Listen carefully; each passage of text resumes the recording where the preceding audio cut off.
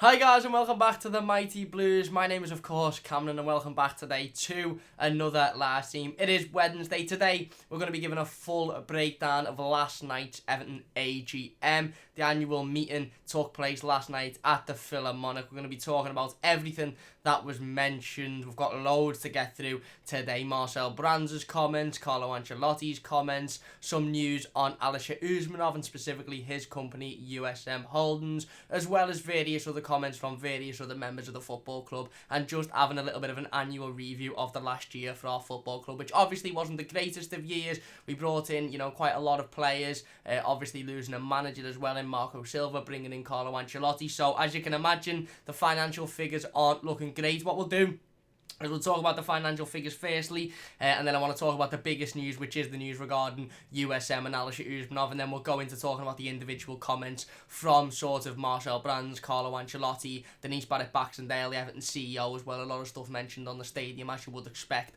as well. How's everyone doing? Let me know in the comment section down below. We'll dive straight into it, I suppose. So listen, like I said, we'll talk through the business sort of part of the AGM first. We'll talk about the figures. We all sort of had an inkling that there was going to be a loss, because football is one of the only businesses where you'd expect a loss yearly. We had a loss of 111 million, which seems absolutely atrocious and devastating and so bad. It actually still falls in the way of financial fair play, so there's nothing to really be worried about in terms of financial fair play.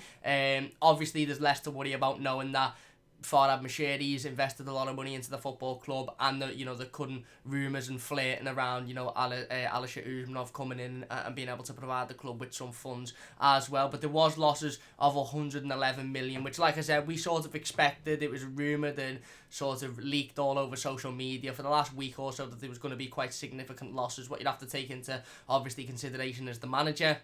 We've let managers go. We're still paying off multiple managers, Sam Allardyce, Marco Silva, obviously letting Steve Walsh go, which might fall into that, as well as losses on players, etc., players' wages and bringing in players. So, it all sort of falls into that category. And like I said, football is the only business where you will usually see a loss. It is quite a great loss, obviously 111 million. However, I suppose the positive news is it still sort of falls into the the bracket of financial fair play. So it doesn't really mean that we're in terrible danger, as long as we can sort of rag some of that money back. And I'm sure that's what Carlo Ancelotti and Marcel Brands will be looking to do, with the sales of players and sort of cutting players' wages down as well. We'll talk more about Marcel Brands later on in this team, and obviously his involvement in yesterday's AGM. One thing that really stuck out for me was the wage bill that was sort of announced, and it was announced at 164 million pounds. So obviously, that's taking into consideration bringing in players like Bernard, who was on, around £120,000 a week. We've got, Gylfi Sigurdsson on over 100 grand a week, Morgan Schneiderlin on over 100 grand a week, Theo Walcott on over 100 grand a week. Now, for me, obviously, that number is combined with everybody's wages, and I suppose you do have to take into consideration the fact that Tom Davies is on, quite a low wage in comparison to other players. So is Mason Holgate, so is Dominic Calvert-Lewin, three players that have played, a lot of game time this season. I read the stat yesterday that said Mason Holgate's played something like every minute of the last 15 games or something like that, and it just absolutely blew me mind to think about. But you do also have to think about the players that are on stupid money at Everton Football Club that aren't even currently at Everton Football Club. The likes of Yannick Bolasie, who's on upwards of £75,000 a week. Sandro Ramirez, who I can't remember the last time he kicked the ball competitively for Everton. I can't remember the last time he scored a goal competitively. Not even playing for Everton, not even playing in this country to get experience in the Premier League. He's on over 100 grand a week, and I suppose it really does highlight the size of the job that Carlo Ancelotti and Marcel Brands have got. And I suppose that's what the aim of these annual meetings is to do. It's not only to go through the figures and to talk about, the project in terms of the stadium and the positive news going forward, and to highlight that, the year of business for the football club. It was sort of a business meeting, so I'm going to try and make this as entertaining and as watchable as possible, because it was a business meeting, and I understand a lot of people don't want to sit down and just go through figures and talk about, losses and earns and stuff, because like I said, football is a business where you do genuinely see losses year in, year out, because obviously of players' wages and bringing in players for big money and stuff like that. But the wage bill is quite significant, and for me, like I said, it could be lower than it's quite significantly higher than it has been in recent years as well. And I don't mind the wage bill being of 164 million if you've got 10, 11, 12 players on over 100 grand a week who are absolutely spot on and who are performing week in, week out in the Premier League, and who are scoring goals consistently and getting you into those top 5, 6, 4, even the top 4 position wise in the Premier League. But I think we've got far too many players on far too much money. Players even like Morgan Schneiderlin, Gylfi Sigurdsson, Theo Walcott, Cenk Tosun, Sandro Ramirez, Yannick Bolasie. I could literally sit here all day and name a list of probably about 10, 11 players who are on far too much money at Everton Football Club, and that obviously, well, a lot of that isn't down to Carlo Ancelotti. Well, none of it's down to Carlo Ancelotti. A lot of it isn't down to Marcel Brands, sorry. A lot of it's down to the previous regimes of the football club, your Steve Walshes, your Ronald Koemans, where the money's absolutely being splashed out on players that it shouldn't have been splashed out on. And now it does fall on Marcel Brands and Carlo Ancelotti to get rid of those players and to find clubs that will take those players off our hands, considering the money that they're on. That's why we're seeing loans year in, year out for the likes of Yannick Bolasie, Sandro Ramirez, because it's tough to get rid of these players when they're on such massive wages, because they don't want a wage drop. Obviously they're sitting on a cushy 2 or 3 year contract on 100 grand a week to either not play or go and play in a league somewhere else, and where they'd usually be getting 15, 20 grand a week. Yannick Bolasie's playing in a league where he wouldn't be getting more than 30 grand a week to play in, and he's probably on treble that at Everton Football Club. So it's going to be really tough, and that is why the wage bill is so high. But I think what we have to realise, and what we have to think about when we're watching these AGMs, when we're hearing these statistics and hearing these facts, especially when you're hearing the 111 million losses, you have to sit back and go, well, okay, that is there's been not a large part of it, but a part of that has been getting rid of Marco Silva, and a large part of that is still paying off managers, Sam Allardyce, Ronald Koeman, Marco Silva, etc.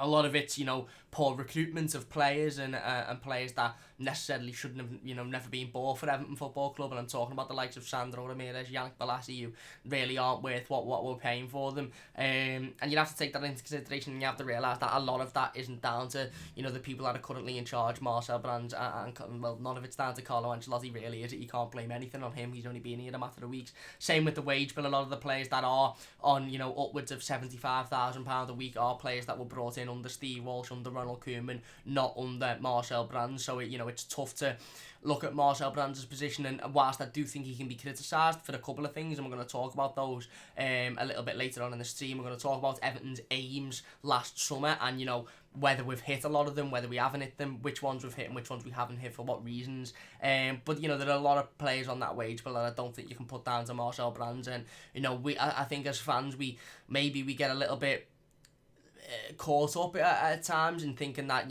football is run like maybe a video game, maybe FIFA or Football Manager, where you can literally just log on and go, yeah, I'll put him for sale, and West Ham or Crystal Palace would come in with a mad 35 million bid and want to take Yannick Bolasie off you and pay all his wages and double that, and the player leaves within a couple of days. But it's really not like that.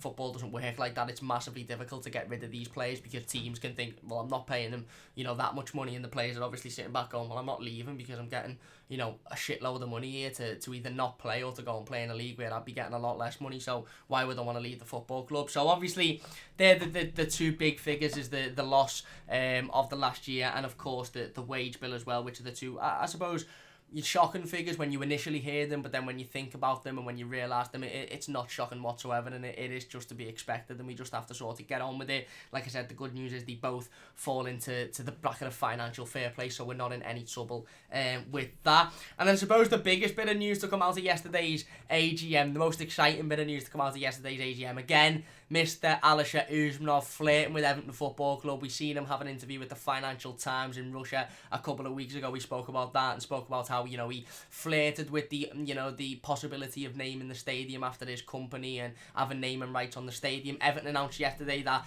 they have agreed a deal with USM for their first choice for naming rights for the stadium. Now it's a little bit confusing. So USM are basically paying Everton, I think it's £30 million, to become the first it's almost like first refusal to have rights on the stadium. So they haven't officially got the rights of the name in the stadium, so it won't necessarily officially be called USM Arena. I'll put that as the title because it's on the top of the conversation. But they've got first right to say, right, we want to name this stadium after our company, or Alisher Usmanov, should I say, has got first right to say, right, I want to name the stadium at USM, or I want to name it, I don't know, Megaphone or various other companies that he is linked with, which is massively positive. Of course, we've known that Alisher Usmanov's been flirting around with Farhad Moshiri, flirting around with Everton Football Club for quite some time. We've known that his money is more than likely being pumped into Everton through one way or another, whether that be a gift to Farhad Moshiri as a nice gesture, a goodwill gesture, or whether it be in an official capacity.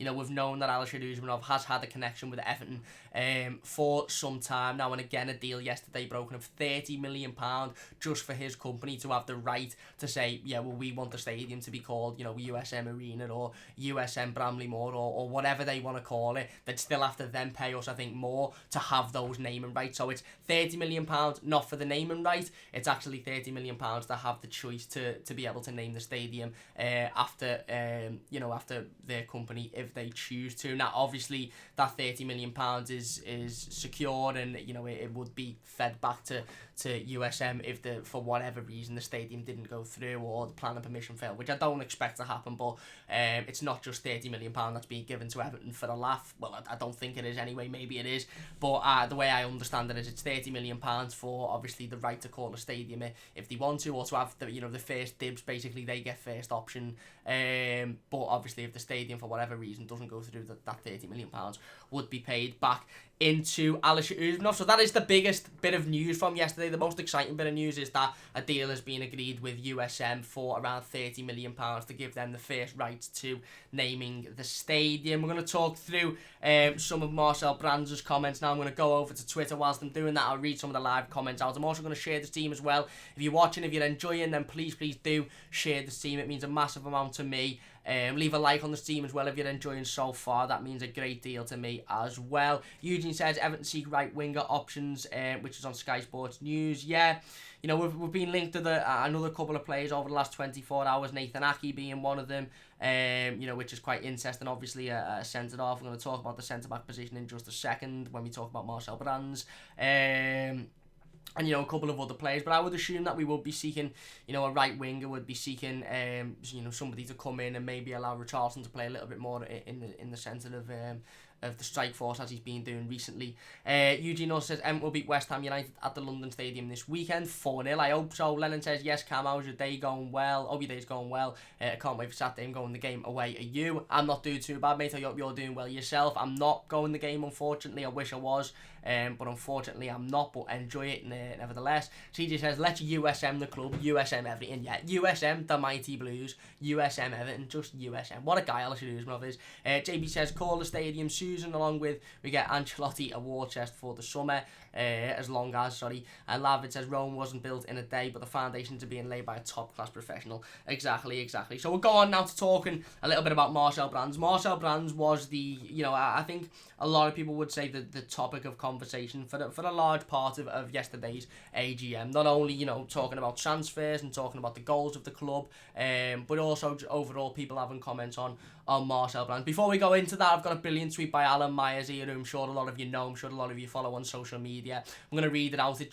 It gives a bit of a more, a better explanation of the sort of USM situation with the stadium rights and all that. So Alan says, a few people confused. It's 30 million to have first option on the naming rights of Bramley Moor Docks, not to own the naming rights. Basically to be first in the queue, if there is to be a queue, that is. So we're getting £30 million from a company to be the head of the queue for naming rights of a stadium, which is, it's just mind-boggling, isn't it? It's absolutely mind-boggling. So firstly, I want to start by talking about, the start of the night. Marcel Brands was in topic of conversation before he even opened his mouth, and that was because Everton's shareholder, now I believe this man has no other connections to Everton other than he is a shareholder of the football club, Tom Cannon, actually called for Marcel Brands to be removed from the board. Now we know quite some time ago, a couple of months ago, Marcel Brands was added to the board.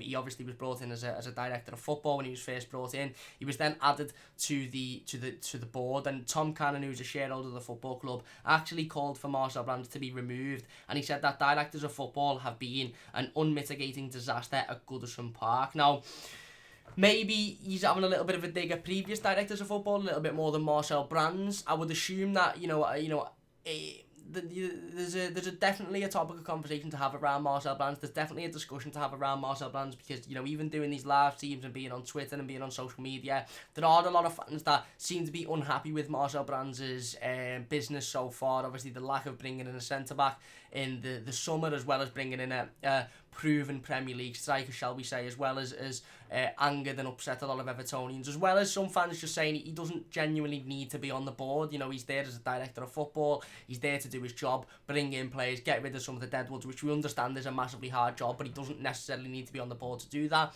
So Tom Cannon called for Marcel Brands to be removed from the board and said his reason was that directors of football, usually at Everton, are an unmitigating disaster. I would assume that he has got issues with Marcel Brands and his work at Everton Football Club so far, otherwise he wouldn't say this. Anyway, this vote was taken and overruled, and therefore Marcel Brands is re-elected to the board. So again, it was overruled.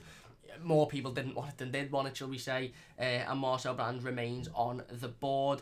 Big bit of news as well coming from Marcel Brands as he has confirmed that Alex Iwobi, Jean-Philippe Gbamin and Andre Gomes are all back in training, which is really, really positive, of course.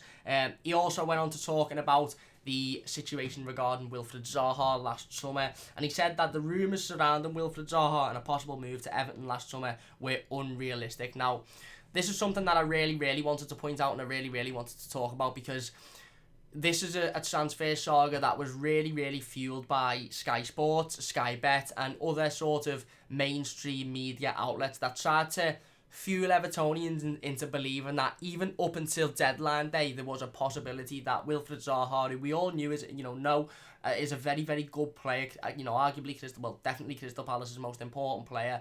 There was an opportunity of him coming to Everton Football Club. We were led to believe that he put in a transfer request to want to come to Everton, and basically, it come out shortly after the transfer never happened, that we only put one bid in, despite the fact that Sky said that we put multiple bids in. It also has come out obviously yesterday that Marcel Brands has said it was very unrealistic to expect that transfer to happen. So I think, moreover, what this says is definitely in this transfer window, obviously in January and going into the summer, I think it's important that we don't necessarily jump on transfer rumours and expect whatever Sky or BT or BBC say as 100% truth. And that's why I'm not getting too overly excited about the transfer rumours that I'm seeing so far. I do expect Everton to make a transfer in January.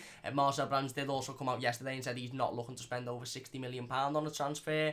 I do expect the transfer to be made this window, but when you're seeing rumours to the likes of Nathan Ake, to the likes of Everton Suarez, various other players, James Rodriguez, that were being constantly rumoured with as well, I'm not getting overly excited, because I've been overly excited before as an Evertonian. I was over the moon last summer thinking that there's a possibility that Wilfried Zaha could come to Everton. I was doing live streams the day before deadline day saying he's put in a transfer request and he could be on Merseyside tomorrow, but it was all make believe. It was all a load of shite that Sky Sports wanted you to believe. So you went on Sky Bet and went, let's throw a tenner on Zaha being an Everton player, and Sky Bet just reeled in the millions and millions of pounds that they earned off people putting on those type of bets. So that's obviously a really, really interesting thing that Marcel Brands has said. He then done a little bit of a presentation regarding the ins and outs from 2019-20 so far, the January transfer window specifically. He said that obviously we've had one transfer. Young Jared Braithwaite from Carlisle United has come in. He will join up with the under-23s. I believe he's a 17-year-old centre-back, very, very good,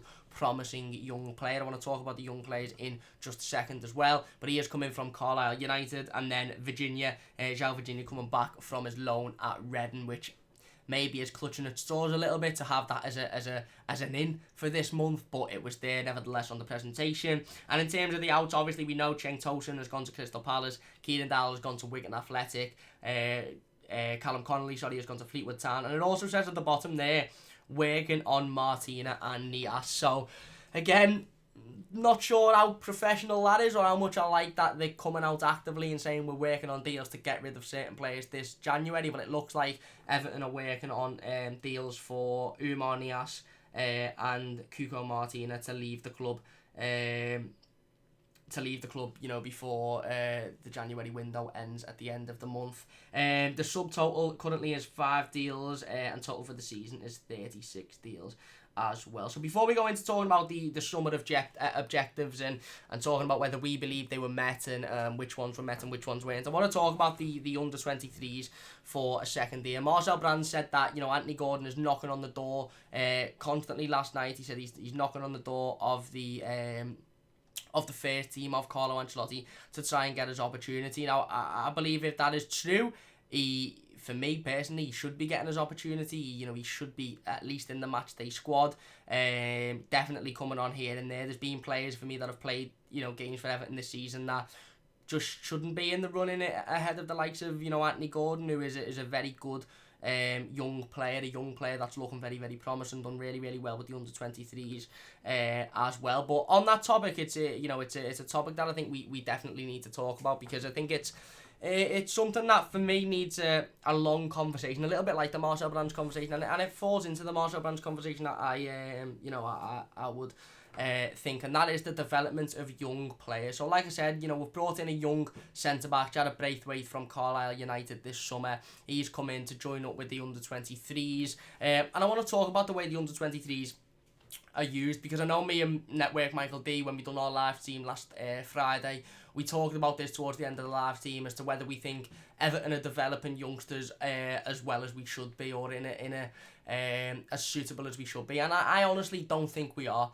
I really, really don't think we are. And there's a couple of reasons for this. There's a couple of things that I really, really don't like, and I'm happy in a way to see on the, you know, the outs for the the presentation that stated the outs for the winter transfer window. I'm happy to see Cuco Martina and Oumar Niasse's name on there, because quite frankly I am sick of seeing those type of players in the under-23s. The under-23s is a place to develop young players, and the natural progression, the natural development for young players should be that they come from, you know, the youth development, and I mean like under-16s, under-15s, whatever. They go into the under-18s, they maybe play a season or two in the under-18s, they push on to the under-23s, and then the ideal development should be that they then, if good enough, come into the, you know, the first team. And for me, players like Anthony Gordon, players like Benny Beningame, you know, you'd even say the likes of Lewis Gibson, Morgan Feeney should be in and around the first team squad. I'm not saying they should be playing week in, week out in the Premier League, but they definitely should take a place on the bench in place of, you know, the likes of Oumar Niasse and Cuco Martina, who we've seen recently take place in the matchday squad for Everton. And even the likes of maybe you'd say a Morgan Schneidlin, or, you know, Gylfi Sigurdsson, who mightn't necessarily have a long-term future to the club. These are meant to be the future of our football club. These are the youth of our football club. If David Moyes had never, you know, took a risk on the likes of Ross Barkley, who I know we don't like, and I know people are, you know, very fond of Ross Barkley, but when Ross Barkley broke into the Everton first team, he didn't get, you know, his feet going straight away. He struggled for a couple of games. He did struggle straight away, but then, you know, Roberto Martinez put his faith in him. He picked him, and Ross Barkley was arguably our best player through Roberto Martinez's first season. He was creating constantly, he was confident, he was using his head, he was getting forward, and he was quality on the ball, and his finishing was really, really good as well. You know, if David Moyes doesn't take a gamble on Wayne Rooney at 16 years old, you know, does Wayne Rooney become the player that he is in this current regime? And might raise this point, and it's a really, really good point, and it's definitely worth talking about. In this current regime, would a Wayne Rooney have been spotted at Everton? You know, would a Ross Barkley have been spotted at Everton, or would those type of players have been left in the under-23s and then ultimately sold because their own ambition would have outweighed the club's expectation of them? And I think that's something that we really, really need to start looking at. And once Marcel Brands has got rid of some of the bigger jobs that he's got on his hands now, in terms of the wage bill, in terms of the losses of the football club, and getting rid of some of the deadwood that really, really shouldn't be at the football club, I think he does need to look at the under-23 setup, and I think he needs to look at the development of young players and think, right, how can we improve this? Because too many young players have left Everton Football Club and gone on to be Premier League players. You know, Shokran Mustafi, who I know isn't the greatest player in the world, but he went on and played consistently for Arsenal for a couple of seasons. Look at John Lundstram now, who's playing, you know, for Sheffield United week in, week out, who are currently sitting in the top 6 in the Premier League. You know, you've got loads of players, Shane Duffy, who's playing every week for Brighton, who have left Everton's under-23, Everton's development, you know, youth setup, because they haven't had the correct opportunities. And I fear that somebody like Anthony Gordon might be next, and Anthony Gordon might go on to be an absolute world beater. And it's not like we've got a fantastic squad. It's not like we've got a brilliant, you know, starting 11 or brilliant first 22 where you think, well, you're not going to get into this, because, you know, we've got 15, 18 players there that are properly fantastic Premier League players. We haven't. We'll struggle to get 11 properly quality Premier League players and that's why there should be a place for an Anthony Gordon. There should be a place for some of the young players to break into this first team. Like I said, I'm not saying play every single week. I'm not saying, you know, get in the start 11, but definitely be on the bench, and definitely, you know, with the view to coming on and coming off the bench. And I think we do need to look at developing our own young players, because we are bringing in players from the likes of Carlisle, even Dominic Calvert-Lewin, who come in from Sheffield United, of course, Mason Holgate, who come into the academy as well. We've developed those into Premier League players, and look at how well Mason Holgate's doing this season. Like I said earlier on, played every minute of our last 15 games or something like that. And it's been absolutely fantastic, and near enough every minute of those games as well. Dominic Calvert-Lewin, who for a large part of the season has been really, really good as well.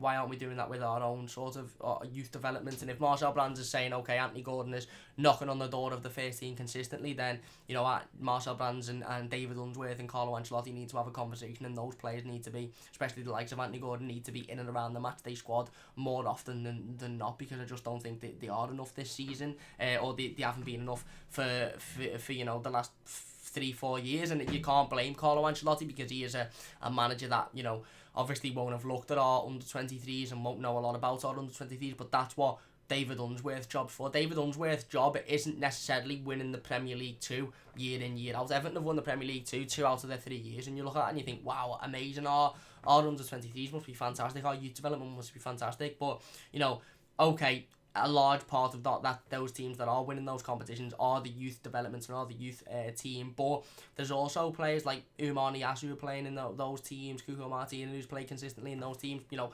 players that were brought in with the expectation that they're going to play in the first team are being shunned into the under-21s and into the development setup. And I've said this multiple times, the under-23s, the Everton Academy shouldn't be used as a place for players who don't get in the first team and aren't good enough to get in the first team to go and play football. If you're not good enough to get in the first team, then tough luck. You sit on the bench and you don't play football until, you know, the summer comes or the winter comes and you can be sold and brought onto another club. The under-23s isn't a place to go to Niasse, right, okay, you're not good enough to get in the first team, so we're going to play in the under-23s. I understand bringing players through the under-23s like an Andre Gomez or a Jean-Philippe Gabam, when they come back from fitness, to give them a couple of games where it'll be easier and there'll be less intensity than there will be in a Premier League game, just to regain the fitness. But there's absolutely no way that if a player is solely not in the first team because he's not good enough, there's no way that player should be playing in the under-23s and in the development setup, because it's ridiculous. It really, really is ridiculous. The under-23s as well as the under-18s and the rest of the academy should be used for developing young players into what the overall goal and the overarching goal should be, into Premier League players. And I just don't think we do it enough, and Anthony Gordon's a perfect example of that at the minute. He should definitely be, you know, in and around this first team. I just wanted to talk about that. Maybe that's something we'll talk about separately on another team, because I do definitely think it's worth a separate conversation. It's worth sitting down and really, really analysing. While we're on the topic of Marcel Brands, of course, we're going to talk about the aims for last season. You know, where we started in the summer and where we wanted to be. Obviously, you know, during this season, the summer aims, and, you know, now midway through the season, how many of those have we achieved? So it was set out in positions on the pitch, so goalkeeper, defender, attacker, midfielder, etc. So the goalkeeping aim for this season was to create competition and develop talent. Now I would argue that we haven't done that. Yes, we brought in Jonas Lersel, but have we, I think that was last season, have we created competition for Jordan Pickford? No. And have we developed talent?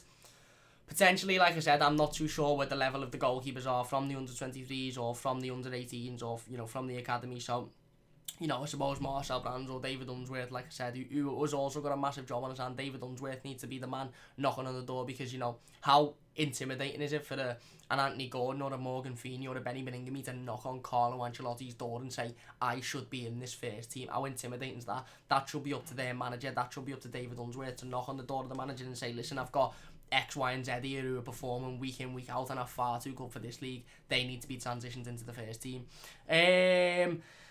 So that was the aim for the goalkeeper, to create competition and develop talent. Like I said, I would definitely argue that we haven't created competition. Whether we've developed talent or not, I suppose that's, you know, would only be seen if you had a look at the keepers in the youth setup and judge those, which I'm not going to lie, I haven't. In terms of defenders, the first one was to loan out John Joe Kenny and find a loan replacement. which we did. Obviously, John Joe Kenny has gone to Schalke. David Wagner, who's the manager of Schalke, is very, very keen on bringing John Joe Kenny in on a permanent deal. Suppose we'll see, what Everton think about that. He's doing really, really well over in Germany. We did obviously bring in a replacement in Jibril Sidibe. Sidibe today has actually been linked with a move to AC Milan. So like I said, the situation regarding Jibril Sidibe and John Joe Kenny, we'll have to see if it's a case of John Joe Kenny comes back and Sidibe isn't signed on a permanent, or whether we do sign Sidibe on a permanent and John Joe Kenny signs for Schalke permanently. So we done that. Another goal for the defender was to sign Kurt Zuma or find another central defender, which we didn't. Marcel Brands and the club could argue that we brought in Jean-Philippe Gbamin, who may potentially be seen as a defender, but I would argue that we didn't. We brought in Jean-Philippe Gbamin to replace Idrissa Gana Gueye. So I think we failed in that one. We also obviously didn't bring in Kurt Zuma, which was a massive miss in the summer. I think we put too many eggs in the basket of Kurt Zuma, and it obviously didn't work out. Another aim was Mason Holgate's loan return, which obviously it happened. It went through with, and the results have been fantastic. Mason Holgate's looked like a completely different player since he's come back from his loan at West Brom. Absolutely fantastic performances this season, and seems to be a real fantastic centre half. And renewed the contract of Leighton Baines, which also we managed to do in the summer as well. So what's that? That is 3 out of the 4 defensive targets that were met. The only one not being met is to sign Zuma or find another central defender. Going into midfield, the first one was to sign Andre Gomes permanently, which we did. Second was to sell James McCarthy and find a replacement. Now the third is a replacement for Idrissa Gana Gueye in case of transfer. Now I think that Everton may try or might have tried yesterday to blag that Jean-Philippe Gbamin fitted into both of these categories. A replacement for James McCarthy, and B, a replacement for Idrissa Gana Gueye in case of transfer. Now, when Jean-Philippe Gbamin was brought in, Marco Silva stated that he was to be the replacement for Idrissa Gana Gueye. Obviously, we've only seen him for a matter of minutes this season, so we don't actually know whether he is good enough to replace Idrissa Gana Gueye. We don't actually know whether that will be, that will come to fruition in the future. But, like I said, for me, one of those hasn't been hit, whether it's the replacement for James McCarthy or whether it's the replacement for Idrissa Gana Gueye. One of those hasn't been hit very clearly. And the fourth target for midfielders was to add experience and leadership. Now again, I feel the club would argue that was what Fabian Delph was brought in to do. In all fairness, he does bring experience, and he was a leader at Manchester City. Whether he's been able to do that at Everton, I don't know. And then moving into attackers, the first one was sell Ademola Lookman and find a replacement and sign a new striker. Now again, like I said, Moise Kean there fits into to both of those targets really, whether it be the replacement for Ademola Lookman or whether it be the new striker. Now, personally, in the summer, when Everton set out those targets, if one of those targets was to be to find a new striker, I would have liked that new striker to have been a Premier League proven goal scorer, or at least a proven goal scorer, and not a young up-and-coming talent who, needed time to settle in and needed time to find his feet, etc. Now, like I said, the club might try and say that, well, he did find a new striker, he brought in Moise Kean, he was the striker, but if that's the case, who was the replacement for Ademola Lookman? So, when you look at those all together, I think, personally, off the top of my head, there was a fail in the goalkeeping category in terms of creating competition and developing talent. The 4 defensive categories, I think we did loan out John Joe Kenny and we found a loan replacement. We obviously, Mason Holgate returned, Leighton Baines' contract was renewed, and we failed on, so there was 3 passes there and a fail on sign Zuma or another central defender.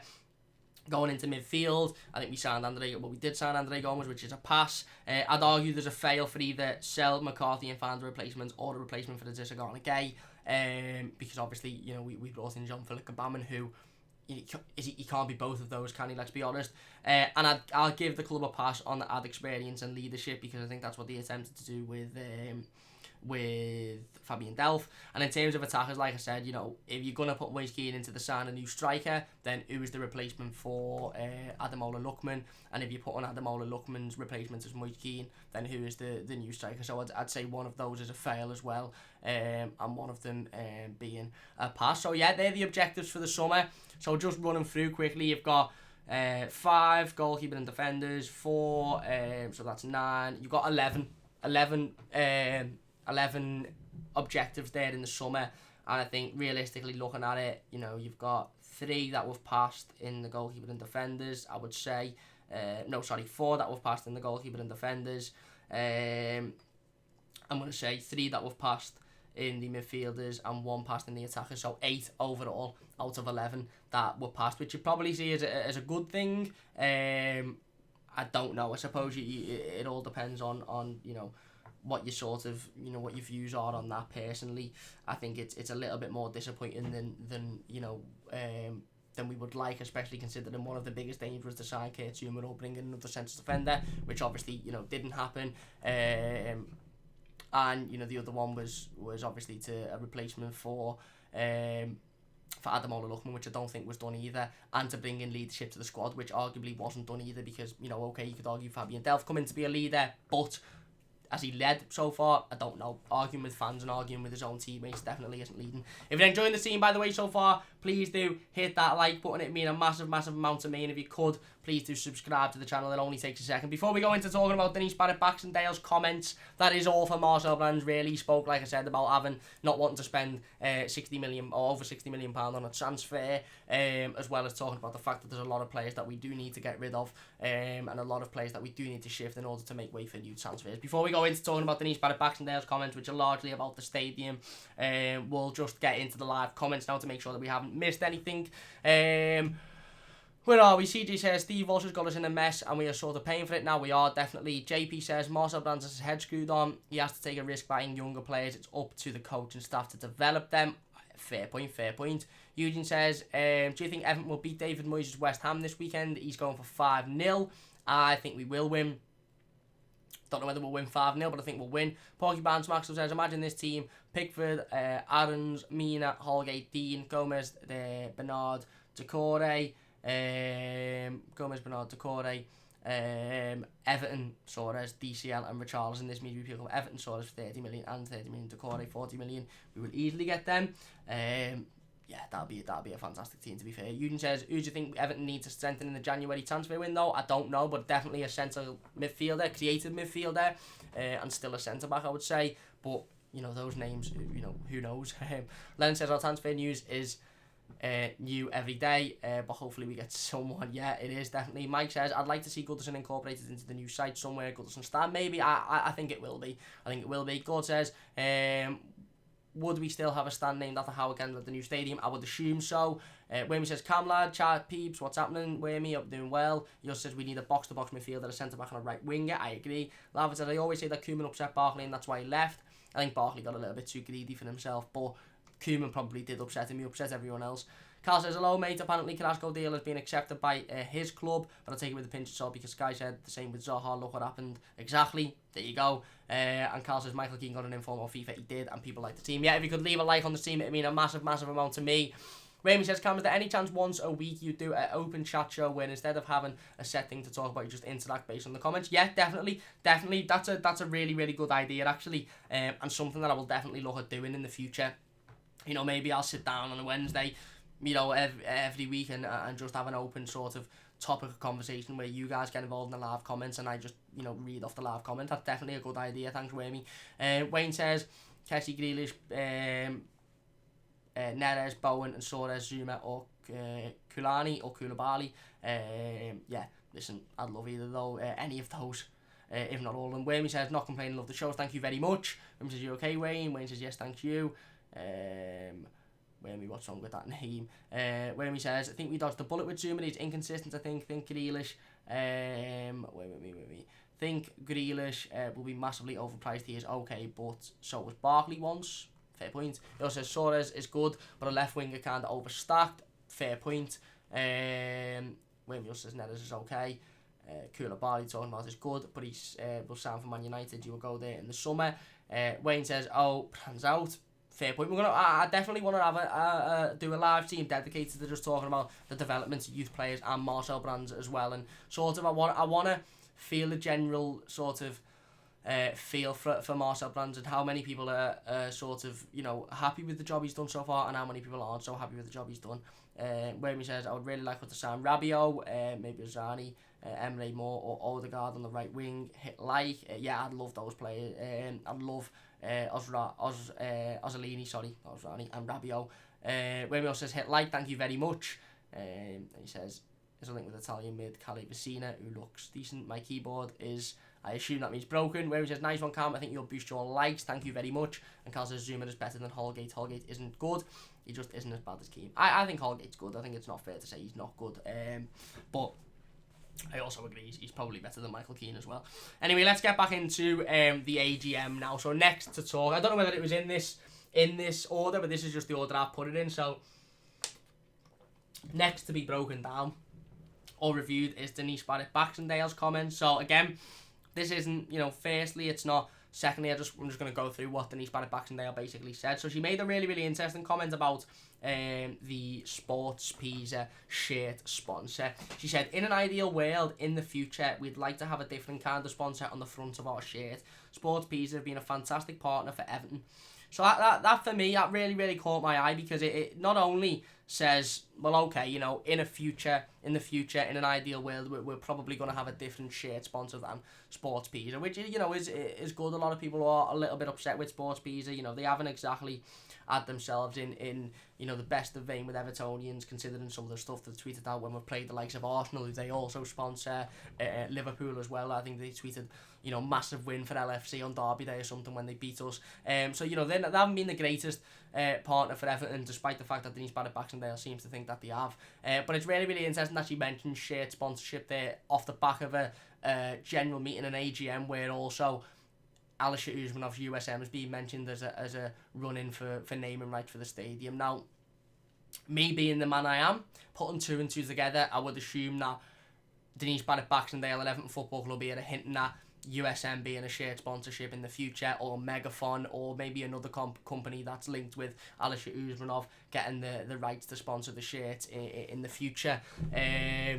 Maybe not, but like you said, she says in an ideal world, basically we wouldn't be sponsored. Maybe it's a little bit disrespectful towards Sports Pizza, but they've been disrespectful towards Everton multiple times in the past as well. So you can't really, you can't really complain, can you? But like I said, she said in an ideal world we'd have a different sponsorship, but then backs up and says, although they've been a good sponsorship for Everton. She also said the club is going through one of the most significant periods of transition and investment in its history. What is important is our response to setbacks and our continued commitment and focus to deliver our long-term plan. Again, sort of the typical business spiel, really, talking about obviously the new stadium, and saying that we need to go through with that, and we need to make sure that we do go through with that. She also said she gave an update on the stadium's progress, confirming that the club's work towards a new stadium will be provided during the course of the evening. She said we have met a number of clinical milestones, and our project continues to gather substantial momentum as we move into 2020. She said, I put in place a new fit-for-purpose governance structure. When I presented it to you last January, we were just a few months into that plan. 12 months later, I'm delighted to share our considerable progress.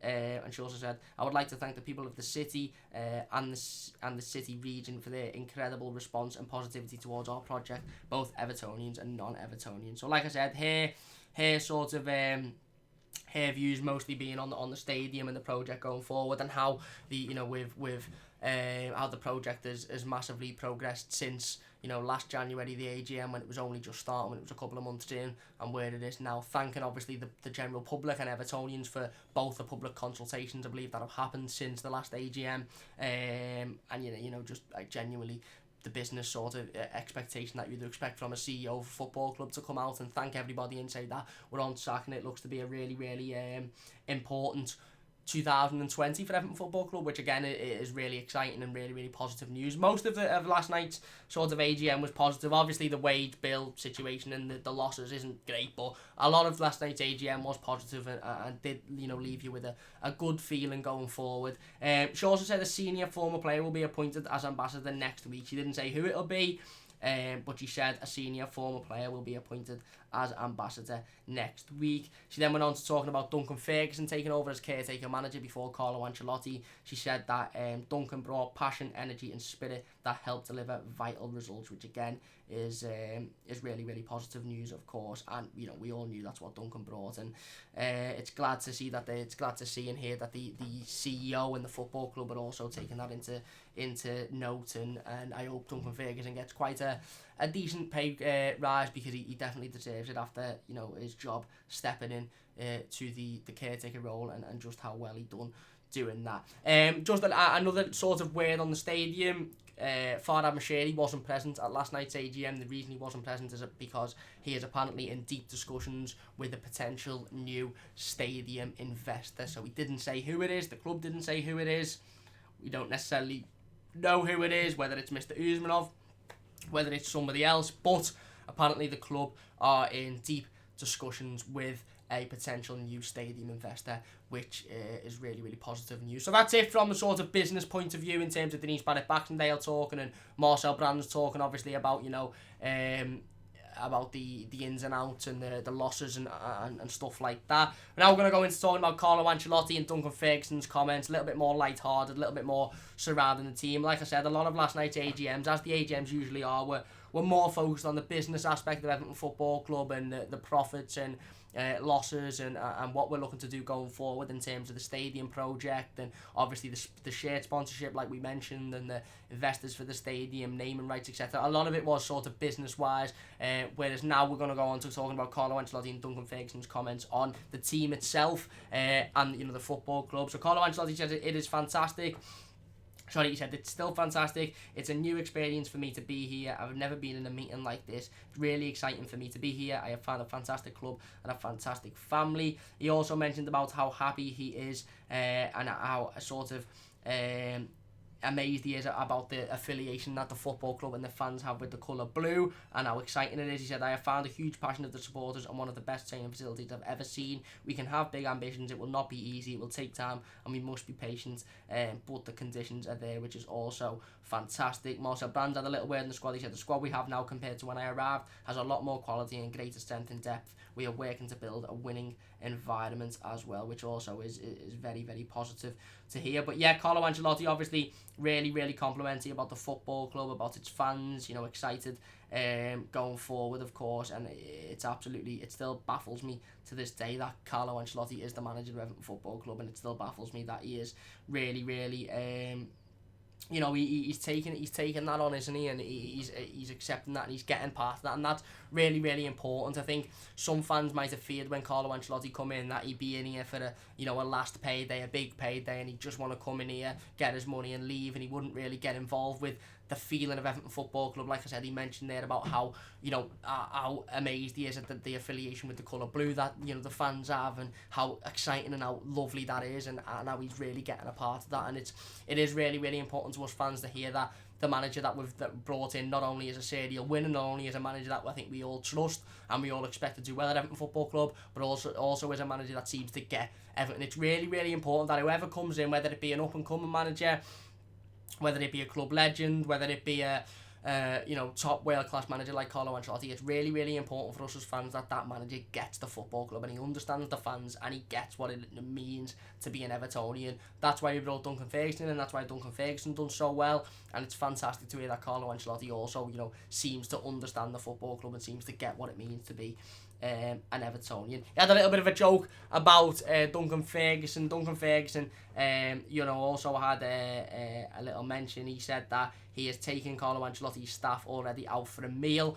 He said that he joked. He said he took him to McDonald's. Carlo Ancelotti then had a little bit of a joke back and said he struggles to understand Duncan Ferguson. He said, sometimes I have difficulty understanding him, which got obviously a few laughs. And then Duncan Ferguson went on talking about Everton and taking over at Everton. He said it was easily the proudest moment of his career, taking charge of Everton Football Club, obviously for his brief spell. And that was pretty much it from the boss and Duncan Ferguson. Obviously, like I said, Carlo Ancelotti talking about how excited he is for the future and how the plans of the football club are really, really exciting, and it's a fantastic time to be here, and the project looks amazing, and there's some real positive stuff going forward. Obviously, we have to achieve that positive stuff, and we have to hit those targets, which some we did, some we didn't learn from the targets of the summer, and I suppose we'll only know where we are when we're sitting here at this same time next year talking about the 2021 AGM, and how positive the club's sort of aims and whether the aims have been achieved in this year. But overall, it was a really, really positive meeting. It looks to be, it looks to be exciting for the football club. One last thing, Alexander, I can't say his name, Ryzantsev. I've probably absolutely cocked that up massively, but he had some comments as well on the football club. Bear with me, I've got them all on my phone here. If you keep wondering why I'm looking down on my phone, it's not unprofessional. I hope it's not unprofessional. I'm looking down at Twitter because I covered the whole last night on Twitter. Alexander Ryzantsev confirms that the total investment currently from the majority shareholder to date, Farhad Moshiri, obviously is 350 million. So he is Everton's chief financial or finance and commercial officer. So the current investment to date from Farhad Moshiri is 350 million, and that was confirmed by Everton's chief finance officer. So yeah, like I said, overall quite a really exciting meeting for Evertonians. If you watched it last night, I'm sure you were excited by a lot of the topics of conversation. Certainly hearing Duncan Ferguson talk and how proud he was, done a fantastic job when he took over, and definitely with Carlo Ancelotti. And I think it sort of epitomises the overall exciting feeling that we have as a fan base. Listen, the debacle against Liverpool a couple of weeks ago or last week was absolutely dreadful, and I think that was the first big negative since, even since Marco Silva's left the football club. But since Marco Silva's left the football club, yes, okay, we lost in the cup to Leicester, but we showed a great deal of fight and a great deal of passion to get back into that game. Yes, we lost to Manchester City, but the team that we were playing, sort of, it's a little bit expected, shall we say. And like I said, the only big negative was that loss to Liverpool in the FA Cup. But other than that, it's been a really, really positive time to be an Evertonian. It is a really, really positive time to be an Evertonian. We've got an absolute world-class manager taking charge of the football club. He seems to get what it means to be an Evertonian. He's really getting involved with the football club. It's not just a final payday for him, which some people feared it would be. It's not just a manager coming in and saying, right, okay, I'm going to attempt to do a job and I'm not really going to get involved with the whole fans and the whole feel of the football club, which some previous managers have done. He seems to be right involved and loving his time at Everton so far, and that's really, really nice to hear. And obviously it's nice to hear from the likes of Duncan Ferguson and how proud he was to take charge of Everton Football Club, and also to hear positive news on the stadium and the fact that we've secured, USM have secured the first option to have naming rights on the stadium for £30 million, and Denise Barrett-Baxendale giving some good information about the stadium project going forward as well. So overall, a real exciting AGM, one that left us sort of excited, I think, for the future.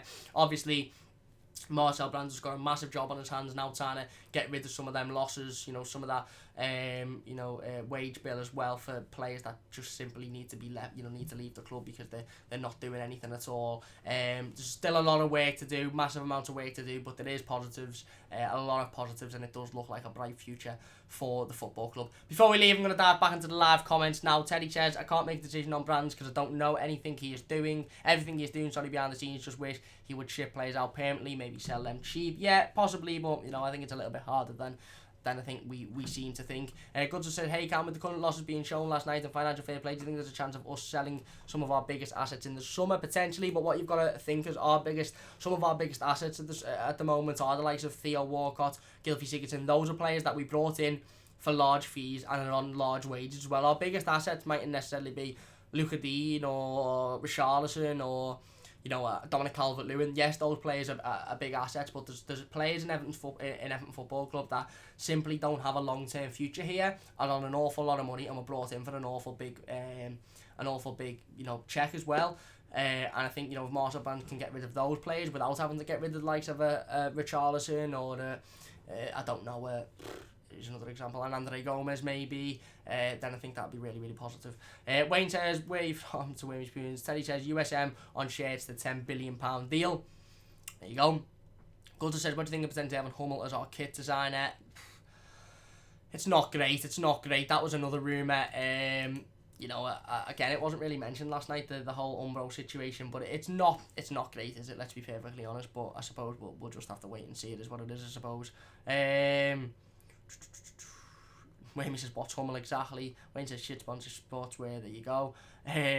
I'll support it. As long as the kids look nice and they feel nice, then I'm not really bothered who makes them, being honest with you. Carl says, I would take Fabian Shaw from Newcastle. He is insane. He's a good player. Wayne says, can we have Adama Traore? If only. Wayne says, nah, Everton, my dad was Wolves. Wayne talking about Wolves. Carl says, sorry, I don't think he is.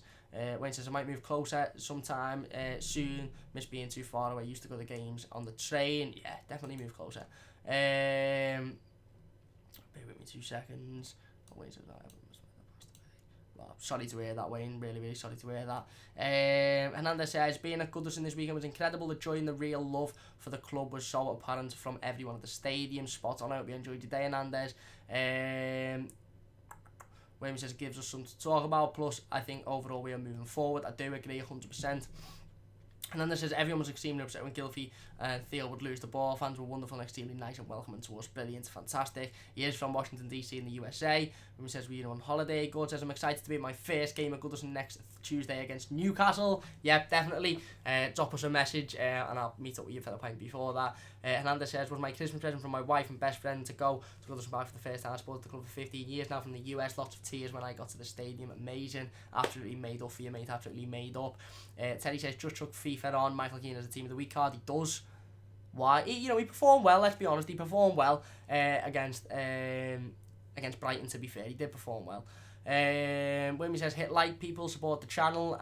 Yeah, thank you very much, Wimmy. If you could hit the like button, it'd mean a massive amount to me. He also says, well, I'm glad you enjoyed and we managed to hold on for a win. Spot on. Wayne says, you alright, Cam? I'm not too bad, mate. Hope you're doing well yourself. Matt says, on the kit, I'd rather have a less known company give us full attention than a major like Nike blag us a generic kit. Fair point, fair point. Lavin says, I'd rather have Gola and high tech from the 1980s than Gola. And Wayne says, respect, mate, life sucks sometimes. It does, it definitely does. I'm not too sure what that's in reference to. And 1878 says, Cam just having some toast best butter. There you go. I'm actually going to go now to go to the gym and then have my tea afterwards. And William says, as long as they don't fall off and VAR gives a red card for international disrobing. Anyway, that's going to do it for today's live stream. If you have enjoyed, please do hit that like button. It only takes a second. If you're new to the channel as well, please do subscribe. Don't forget to follow us on Twitter at MightyBluesYT to keep up to date with all the latest Everton news and information. If you're wondering why I was looking down at my phone an awful lot today, it was because I was looking at the Twitter account, our Twitter account, which we covered the entire AGM in great depth last night as well. So don't forget to follow us on Twitter at MightyBluesYT if you don't already. Please do subscribe to the channel as well. It only takes a second, and leave a like on the live stream. If you're watching live, big thanks to everybody for watching and getting involved in the live comments. It means a massive amount to me. And if you're watching a YouTube video, please do leave your thoughts in the comment section down below, and I'll try to get involved in as many of them as possible. But there you go. That was Everton's annual AGM breakdown for 2020. Let me know your thoughts on it. Hopefully I've covered everything for you. If I haven't, let me know in the comments and I'll give you my opinion on whatever I haven't covered. Eugene says, see you, buy up the toffees. Thanks, Eugene. Matt says, great as always. Thank you very much, Matt. Really appreciate it. And Wayne says, easy peeps, have a good night. You too, Wayne, you too. That's going to do it for today. Big thanks for watching. Leave a like on the stream if you have enjoyed. Please do subscribe to the channel if you're new as well. It only takes a second. And yeah, don't forget to join us on Friday at 5:30. It's not 5:30, I've just lied. It's going to be a little bit later on Friday, probably around 7:30, 7 o'clock, because I've got a driving lesson. So don't forget to join us then on Friday. Would really, really appreciate that for the live game preview to our Premier League fixture against West Ham United. Wayne says, Wayne might see you next time, and there's Wayne says, enjoy, Jim, Cambo, need to get rid of that Christmas beer belly. I do, spot on. And Wayne says, peace, wear me, have fun a week. Thank you very much. And Good Soul says, nice one, Cam. Nice one, Good Soul. Really do appreciate it. Please leave a like on the team if you have enjoyed. Subscribe to the channel if you're new as well. I'll see you on Friday for the live game preview of the game against West Ham United. Big thanks for watching, and I'll see you soon on the Mighty Blues.